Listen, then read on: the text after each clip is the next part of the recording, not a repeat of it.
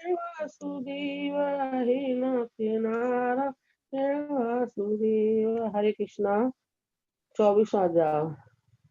गुरुदेव को मणिग्रीव सब कुछ बताकर बोला, हे भगवान, इस समय मुझ पाप युक्त पर आप अनुग्रह करें। मेरे किस पूर्व जन्म में के पुण्य से हैं आप इस ग्रहण वन में आए हैं। आप उपदेश रूपी पदार्थ से हमको प्रसाद करिए, जिससे मेरा यह तीव्र दरिद्र क्षण भर में नष्ट हो जाए और अतुल वैभव को प्राप्त होकर स्वेच्छा से विचरूं।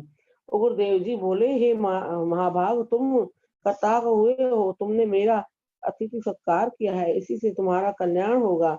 बिना व्रत, बिना तीर्थ, बिना दान, बिना परिश्रम तेरा दरिद्र नष्ट हो जाएगा, ऐसा ही मैंने निश्चय किया है।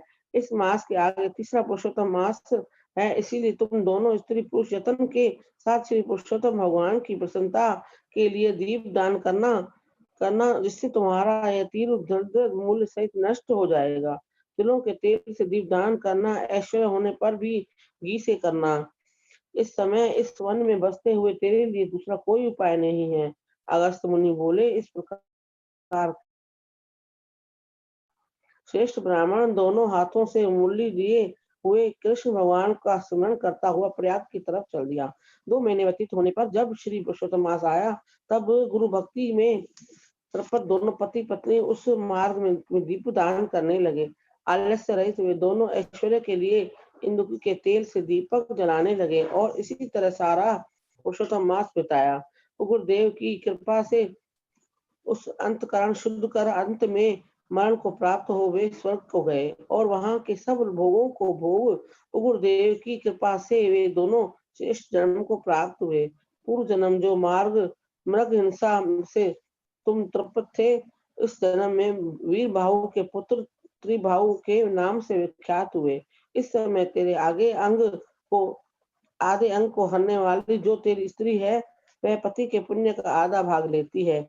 इंदुक के तेल से श्री पुरुषोत्तम मास में दीप दान करने से तेरा अंगटक राज्य है। जो मनुष्य घी से अथवा तिलों के तेल से अखंड दीप दान करे, तो फिर कहना ही क्या है। पुरुषोत्तम मास के दीपक का ऐसा ही फल है, इसमें संशय नहीं है। उपवास दिकों से पुरुषोत्तम मास का व्रत करे, फिर कहना ही क्या है।